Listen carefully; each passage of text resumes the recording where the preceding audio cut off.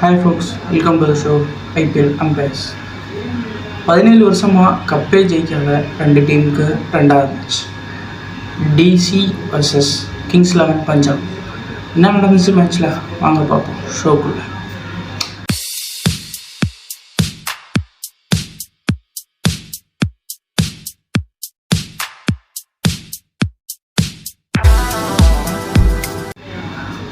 Delhi Capitals இவங்க தோற்றதுக்கான 4 விஷயம், 4 force என்ன பாயிண்ட்ஸ் அப்படின்றத நம்ம இன்றைக்கி பார்ப்போம்.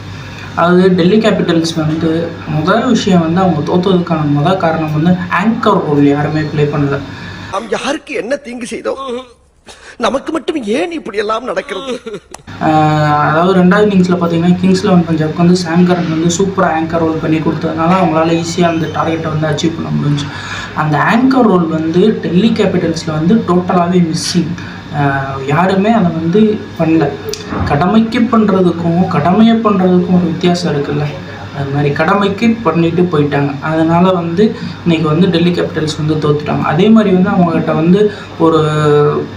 ஒரு ஸ்ட்ராங்கான பேஸ், அதாவது வேகப்பந்து வீச்சு ஸ்ட்ராங்காக இல்லை அப்படின்றது ஒரு இன்னொரு ரீசனாக கூட இருந்திருக்கலாம். ஏன்னா இஷாந்த் சர்மா 2 ஓவர் போட்டுட்டு இன்ஜுரின்னு சொல்லிட்டு வெளியே போயிட்டார். அதுக்கடுத்து part time bowlers Mitchell Marsh இவங்களெல்லாம் வச்சு ஓட்ட வேண்டிய சூழ்நிலை ஆயிடுச்சு. அவங்க ஓவர்லேயும் லிவிங்ஸ்டன் அடி வெளுத்துட்டார். ஸோ அந்த காரணத்தினால அவங்களோட தோல்வி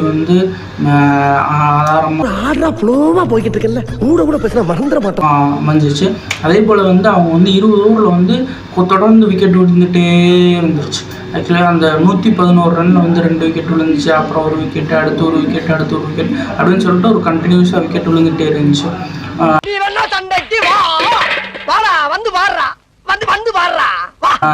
ஒரு இம்பாக்ட் பிளேயராக ஒரு மட்டும் 9 பால் 30 ரன் அடிச்சிருந்தார். அதே மாதிரி ஒருத்தர் இன்னிங்ஸ் ஃபுல்லாக ஆங்கராக எடுத்துகிட்டு வந்துருந்தாங்கன்னா இன்னும் அதிகமாக ஸ்கோர் அடிச்சிருந்துச்சு. அதிகமாக அவங்க இந்த மேட்சை ஜெயிக்கிறதுக்கான வாய்ப்பு அதிகமாக இருந்திருக்கும். அதே போல் ரொம்ப நாளைக்கு அப்புறம் ரிஷப் பந்தோட கேப்டன்சி, அவர் பேட்டில் அவரால் அதிகமாக கான்ட்ரிபியூட் பண்ண முடியல. ஃபஸ்ட்டு மேட்ச் தான், இனி வர்ற மேட்ச்சில் அவர் ஆங்கர் ரோல் எடுத்துகிட்டு போய் டீமை காப்பாற்றி எடுத்துகிட்டு போகிறாருன்றதை நம்ம 6 சிக்ஸஸ். அது கிங்ஸ் 11 பஞ்சாப் ஜெயிச்சதுக்கான 6 ரீசன்ஸை நம்ம இந்த வீடியோவில் பார்க்க போகிறோம். ஆக்சுவலி இந்த 6 ரீசன்ஸ் என்னென்ன அப்படின்னு பார்த்தீங்கன்னா, அவங்க ஒரு மிகப்பெரிய அவங்க டாஸை வின் பண்ணாங்க. எடுத்த முடிவை நம்ம சரியாக எடுத்த முடிவு நம்ம கரெக்டாக கொண்டு போய் நம்ம எடுத்த முடிவு சரிதான் அப்படின்னு சொல்லிட்டு ப்ரூவ் பண்ணணும். அப்படி அது ப்ரூவ் பண்ணும்போது நம்ம அது ஒரு சக்ஸஸ் அமைஞ்சிச்சுன்னா அது நம்மளுக்கே கொஞ்சம் பெருமையாக இருக்கும். அதே மாதிரி தான் அவங்க டாஸ் வின் பண்ணி போலிங் சூஸ் பண்ணாங்க.